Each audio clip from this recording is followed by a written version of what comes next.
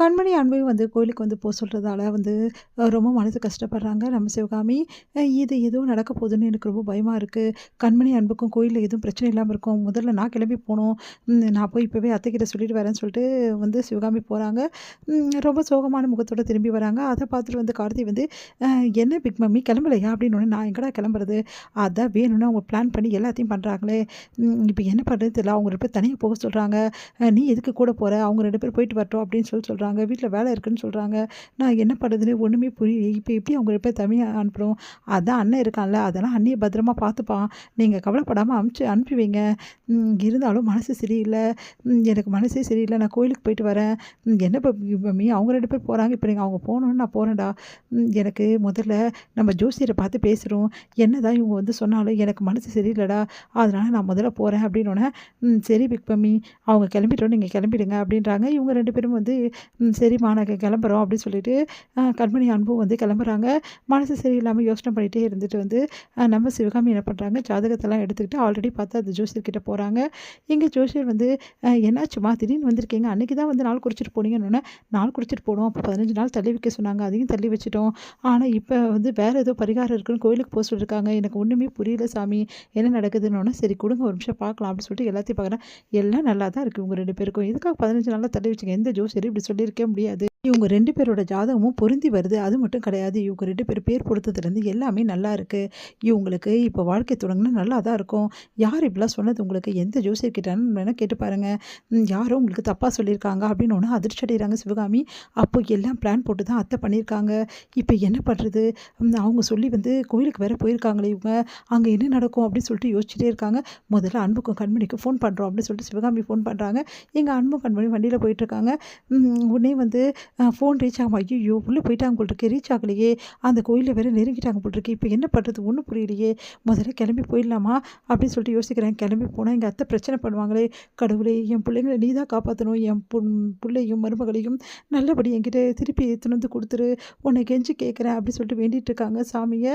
அவங்க வர்ற வரைக்கும் எனக்கு நிம்மதியே இல்லை அப்படின்னு சொல்லிட்டு வேண்டிகிட்டு இருக்காங்க நம்ம சிவகாமி. இங்கே வந்து நம்ம கண்மணியும் அன்பு வந்து கோயிலுக்கு போகிறாங்க. அங்கே போனோன்னு வந்து கண்மணி வந்து, ஏங்க இந்த கோயில் ரொம்ப வித்தியாசமான கோயிலாக இருக்கே. இங்கே இங்கே வந்து ரொம்ப வித்தியாசமாக இருக்குங்க. நார்மல் கோயில் மாதிரி இல்லை. ஆமா கண்மணி, நானும் அதை தான் யோசிக்கிறேன் அப்படின்னு சொல்லிட்டு உள்ளே போகிறாங்க. சரி, அவங்க வந்து எல்லா ஏற்பாடும் அங்கே வந்து பண்ணிட்டாங்க அப்படின்னு சொல்லிட்டு பாட்டி சொன்னாங்க. என்ன ஏற்பாடு பண்ணி வச்சுருக்காங்கன்னு தெரியலையே. எதுக்கும் நம்ம போய் பார்ப்போம் அப்படின்னு சொல்லிட்டு உள்ளே போகிறாங்க. உள்ளே போனோன்னே, நாங்கள் இந்த மாதிரி சென்னையிலேருந்து வந்திருக்கோம். எங்கள் பேர் வந்து அன்பு கண்மணி அப்படின்னு சொல்லி சொன்னோம். ஓ அப்படியா? சொன்னாங்க சென்னையிலேருந்து நீங்கள் வரீங்கன்னு சொன்னாங்க. உங்களுக்கு எல்லா ஏற்பாடையும் பண்ண சொன்னாங்க. நாங்கள் எல்லாம் பண்ணி வச்சுருக்கோம். ஒன்றும் பிரச்சனை இல்லை. என்ன பரிகாரம்னு சொல்லிட்டாங்க. அதுக்கேற்ற மாதிரி நாங்கள் எல்லாமே ரெடி பண்ணிட்டோம். நீங்கள் ஒரு பரிகாரமாக பண்ண வேண்டியதுதான் அப்படி சொல்லி சொன்னோன்னே, உடனே வந்து என்ன இது எல்லாமே பாட்டி ஏற்பாடு பண்ணியிருக்காங்க. ஒன்றும் புரியலையே. இதெல்லாம் பண்ண மாட்டாங்களே பாட்டி அப்படின்னு சொல்லிட்டு கண்மணி பார்க்குறாரு நம்ம வந்து அன்பு. அடுத்து வந்து இங்கே என்ன பண்ணுறாங்க, கண்மணி வந்து சரி முதல் பரிகாரம் என்ன? முதல்ல நீங்கள் 2 பேருமே வந்து இந்த பரிகாரத்தை முடிச்சிடுங்க. முதல்ல தண்ணியில் இறங்கி வந்து முதல்ல சுத்தம் பண்ணிட்டு வாங்க உங்களை. அப்போ தான் முழுகிட்டு வந்தீங்கன்னா தான் இந்த பரிகாரத்தை ஆரம்பிக்கிறோம். தண்ணியிலையா? எடுத்தோடனே நாங்கள் இப்போ தானே வந்திருக்கோம். என்ன நீங்கள் அப்படின்னோடனே, ஆமாங்க அதுதான் முதல் பரிகாரம் அப்படின்றாங்க. சரின்னு சொல்லிட்டு கண்மணி அன்பு வந்து தண்ணிக்கு போகிறாங்க குளத்துல முழுங்கிறதுக்காக. அப்போ வந்து கண்மணி வந்து அன்பு வந்து யோசிச்சுட்டே இருக்காரு. கண்மணி எனக்கு எதுவும் மனசே சரியில்லை கண்மணி இங்கே வந்ததுலேருந்து.